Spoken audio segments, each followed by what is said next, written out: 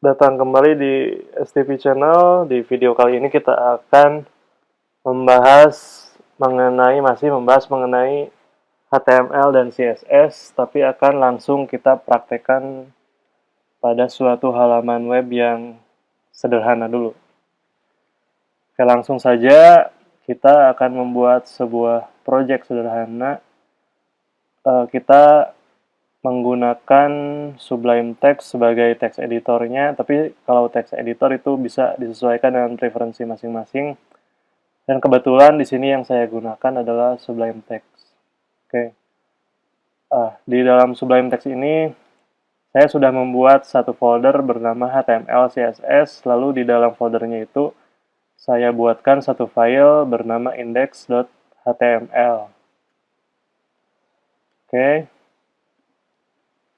Nah, di index.html ini kita akan membuat layout HTML sederhana dulu ya. Misal kita membuat satu halaman dokumen HTML. Title-nya kita kasih latihan HTML dan CSS dasar. Oke. Nah, diperhatikan bahwa lokasi saya menyimpan folder ini ada di dalam folder htdocs_learn /html css /index.html. Nah, maka ketika kita ingin mengeceknya di browser, itu berarti URL-nya adalah localhost learn html css lalu index.html.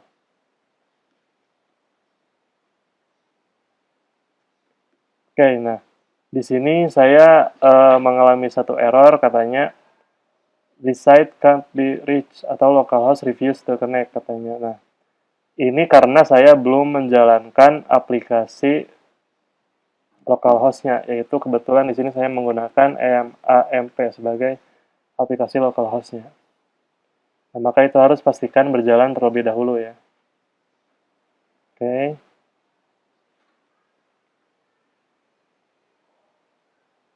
Nah, pastikan Apache Server dan MySQL Server-nya berjalan. Nah, jadi ketika XAMPP atau MAMP-nya sudah berjalan, maka kita sekarang sudah bisa mengakses halaman yang barusan kita buat. Nah, seperti ini. Struktur URL-nya. Oke. Nah, di sini masih blank karena kita belum menambahkan konten apapun. Nah, untuk dasar HTML dan dasar CSS, teorinya sebetulnya saya sudah pernah menjelaskan di video sebelumnya. Nah, jadi sekarang kita akan praktekkan langsung bagaimana cara menggunakan CSS pada halaman HTML yang kita buat. Nah, misalnya di sini saya memberi judul halaman dengan menggunakan tag H1. Misalnya di sini saya tuliskan lagi latihan HTML dan CSS dasar. Oke, langsung kita cek lagi ya. Nah, di sini ada tulisannya. Oke. Nah, misal kita ingin merubah keseluruhan background yang sekarang ini warna putih, kita ingin ubah misalnya menjadi warna hitam misalnya ya. Kita coba gunakan metode yang ada di dalam dokumen internal style sheet ya. Jadi internal style sheet itu saya ulangi lagi seperti di pembahasan pada video sebelumnya, bahwa kita bisa menambahkan style sheet atau CSS langsung di dokumen HTML-nya dengan menandainya menggunakan tag style seperti ini. Nah, yang akan kita ubah warnanya adalah keseluruhan dokumen. Jadi semua yang berwarna putih di sini, background putih di sini akan kita ubah menjadi warna hitam.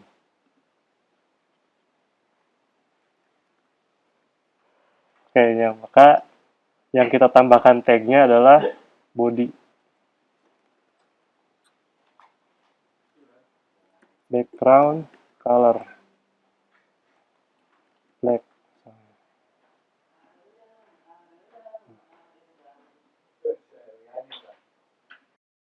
Nah, di sini tulisannya tidak terbaca ya, jadi tidak terbaca, terus backgroundnya hitam semua. Nah, ya karena tulisannya sendiri itu defaultnya dia berwarna hitam. Nah, sedangkan backgroundnya juga berwarna hitam, background colornya juga. Nah, ya maka otomatis kalau backgroundnya berwarna gelap atau berwarna hitam, otomatis warnanya harus kita ubah menjadi warna yang terang. Atau mungkin di sini kita gunakan saja putih. Nah, untuk mengubah warna huruf itu, misalnya menjadi putih, tag CSS-nya itu atau properti CSS-nya itu kita gunakan properti color. Color titik 2, misal warnanya putih yaitu white. Nah, sekarang kita cek lagi. Oke. Nah, di sini sudah terlihat ya. Jadi kita gunakan background color warna hitam dan untuk warna kontennya atau warna hurufnya itu berwarna putih. Oke. Nah, misal di sini kita ingin mengatur letak layoutnya supaya tidak terlalu nempel ke pinggir window seperti ini. Nah, maka misalnya di dalam tag body ini kita tambahkan div class container misalnya. Div class container.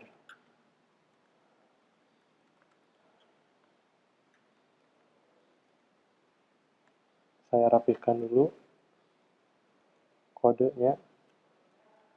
Oke. Nah, pada poin ini kita cek belum ada perubahan yang terjadi ya. Tidak ada perubahan yang langsung terlihat oleh mata ya. Karena memang kelas container ini kita belum tambahkan style apapun ya. Yang baru kita tambahkan hanya style pada tag body. Apabila kita ingin menambahkan style pada kelas container seperti ini, nah maka di CSS-nya kita gunakan titik diikuti dengan nama kelasnya. Kebetulan di sini nama kelasnya adalah container. Container. Ya, untuk menghindari typo, bisa langsung kita copy dan paste pada CSS-nya. Nah, yang tadi kita ingin atur adalah bagaimana caranya supaya kontennya itu tidak terlalu nempel pada window ini, ya. Nah, jadi kita atur lebar maksimal. Misal pas kontainer ini kita ingin atur lebar maksimalnya adalah misal 10-20 pixel, ya. Lebar maksimal itu properti CSS-nya adalah max strip width.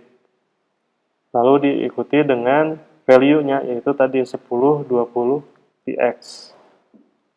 Nah, jadi menurut teori yang kemarin, titik itu adalah untuk kelas. Nah, lalu diikuti dengan nama kelasnya. Nah, adapun kemarin yang misalnya ID page misalnya seperti ini. Crash page. Nah, kalau crash page itu berarti kita menambahkan style pada ID yang bernama page. Di sini misalnya ID page. Nah, jadi body ini, tag body ini memiliki ID yang bernama page. Nah, jadi sebetulnya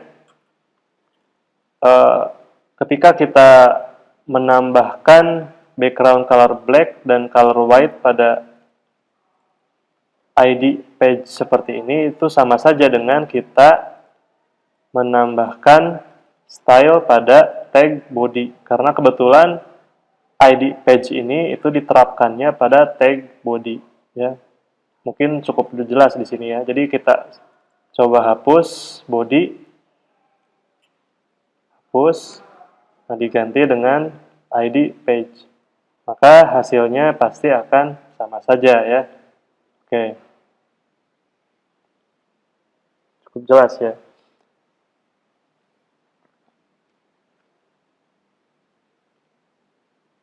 Nah, di sini memang belum terlihat ketika kita tadi sudah menambahkan max width-nya itu sebesar 10-20 pixel. Nah, oke. Akan terlihat apabila teksnya sudah banyak ya. Jadi kita coba menambahkan teks yang banyak dulu ya. Nah, biasanya untuk menambahkan placeholder tag itu kita bisa ambil dari situs lipsum.pro. Nah, di sini kita bisa menggunakan placeholder text yang sudah disediakan. Jadi kita tidak perlu ngetik sembarang. Yang kita perlukan cukup, misalnya kita ingin menambahkan 4 paragraf, kita pilih yang paragraf sebanyak 4 paragraf misalnya. 3 aja lah ya. Nah, 3 paragraf, kita kopas semua yang ada di sini. Lalu paste misalnya di sini. Oke. Saya rapihkan dulu, terus di semua paragrafnya saya tambahin tag P. Dan di ujungnya, di akhir paragrafnya jangan lupa penutup HTML-nya yaitu garis miring P. Oke. Saya rapihkan lagi biar semakin jelas terlihat ya.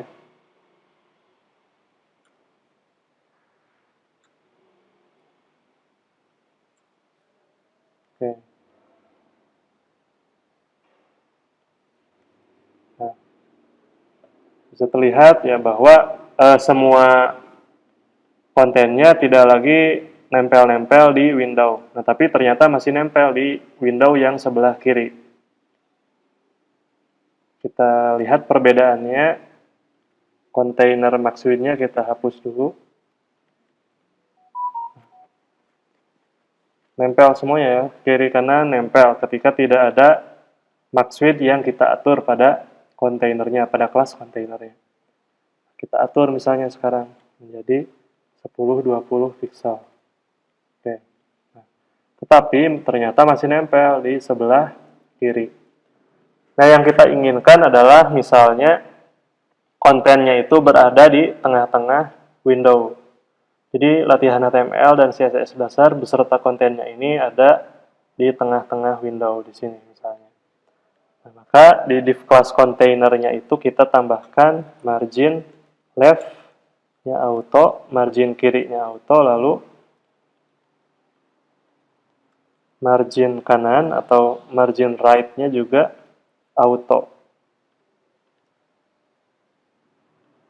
Nah, maka kontennya bisa berada di tengah-tengah. Nah, ini adalah dasar dari CSS yang selalu kita gunakan pada halaman website. Nah, CSS seperti ini pasti akan kalian temukan jika mengecek suatu halaman website, pasti ya. Yang tulisan-tulisan seperti ini, margin left auto, margin right auto, untuk mengetengahkan suatu layout atau suatu konten itu pasti akan selalu kita temui di halaman website. Karena ini memang standar digunakan pada halaman-halaman website. Oke, sudah seperti ini.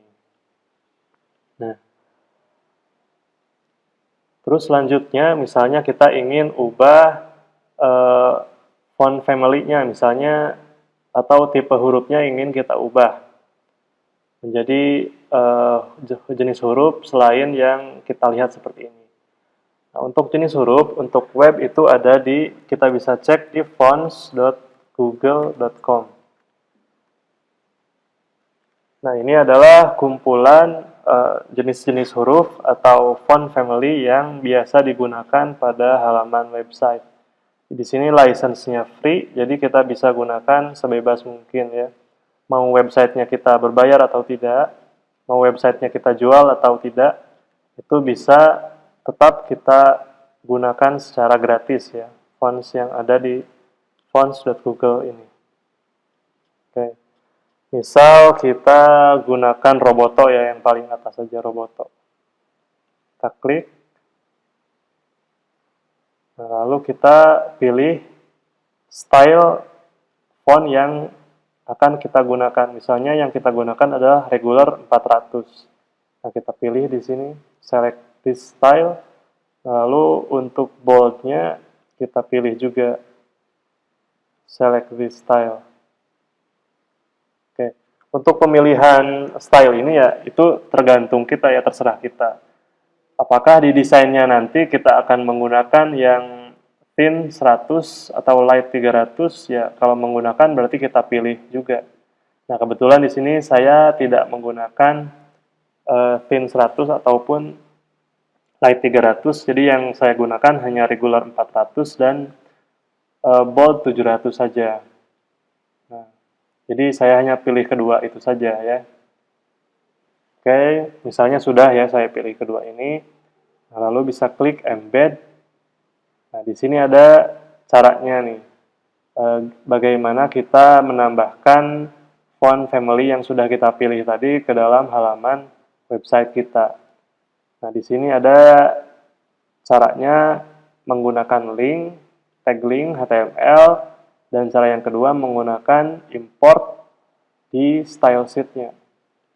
Nah, yang biasanya kita gunakan adalah metode link pada HTML.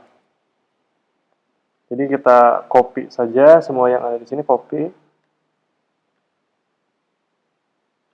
Copy lalu paste. Pastenya jangan lupa link itu selalu di dalam tag head. Selalu ada dalam tag head ya. Nah, saya copy dan paste-nya di sini. Oke. Nah, terus untuk menggunakannya pada CSS, nah di sini sudah dijelaskan juga caranya, sudah dicontohkan juga. Font family adalah properti CSS-nya, Roboto adalah jenis huruf yang kita gunakan, namanya Roboto, dan sans serif adalah fallback istilahnya ya. Jadi ketika Roboto ini tidak berhasil di-download dari servernya Google, nah, maka sebagai fallback-nya atau sebagai backup font type-nya yaitu menggunakan sans serif. Ya, jadi fallback itu adalah kondisi di mana tujuan utama kita yaitu menggunakan font Roboto ternyata gagal karena mungkin server Google-nya tidak bisa kita akses karena offline misalnya. Nah, maka ketika Roboto ini gagal di-download, maka sebagai backup-nya, sebagai fallback-nya yaitu menggunakan font type sans serif. Oke. Nah, kita paste di ID page ya. Ingat, ID page ini adalah ID yang bernama page yang kita terapkan dalam tag body. Nah, jadi otomatis ketika kita menerapkan style pada tag body atau pada ID yang di-apply-kan atau diterapkan pada tag body, nah maka keseluruhan dokumen itu akan menerapkan hal yang sama. Misal di sini font family Roboto. Nah, otomatis segala sesuatu yang ada di div class container juga akan mengikuti apa yang ada di dalam ID page ini, yaitu menggunakan font family Roboto. Ya. Oke. Kita coba balik lagi ke halaman websitenya. Nah, fontnya sudah berubah ya menggunakan Roboto seperti ini. Oke, untuk video kali ini sebetulnya kita hanya membuat contoh sederhana saja ya. Nanti di video berikutnya kita akan coba membuat suatu halaman website dari desain yang sudah disediakan. Oke, seperti ini desainnya. Jangan lupa share, komen, dan subscribe. Sampai jumpa di video-video berikutnya.